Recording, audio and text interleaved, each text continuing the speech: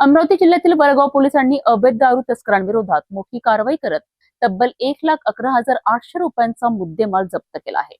रात्रीच्या नाकाबंदी दरम्यान पोलिसांनी पाठलाग करून एका 4 चाकी वाहन पकडले आणि त्यातून मोठ्या प्रमाणात देशी दारूचा साठा उघडकीस आलाय.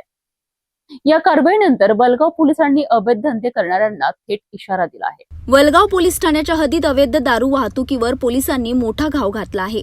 रात्रीच्या नाकाबंदी दरम्यान शिराडा गावाकडून पुसदा गावाकडे 4 चाकी वाहनातून मोठ्या प्रमाणात देशी दारूची वाहतूक होत असल्याची गोपनीय माहिती पोलिसांना मिळाली होती. माहितीच्या आधारे पोलिसांनी पुसदा परिसरातील नायरा पेट्रोल पंपाजवळ सापळा रचला.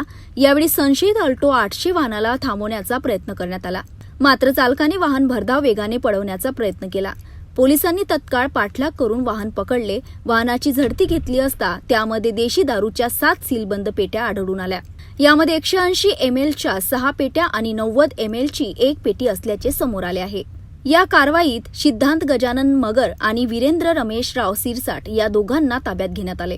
तर या अवैध व्यवसायाशी संबंधित अतुल रामकृष्ण हरडे हा संशयित आरोपी फरार असून त्याचा शोध सुरू आहे. पोलिसांनी दारूचा साठा आणि वाहतुकीसाठी वापरण्यात आलेली अल्टो कार असा एकूण 1,11,800 रुपयांचा मुद्देमाल जप्त केला आहे.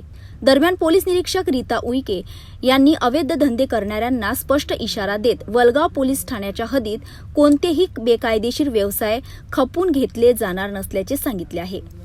वडगाव पोलिसांच्या या धडक कारवाईमुळे अवैध दारू तस्करांमध्ये खळबळ उडाली आहे.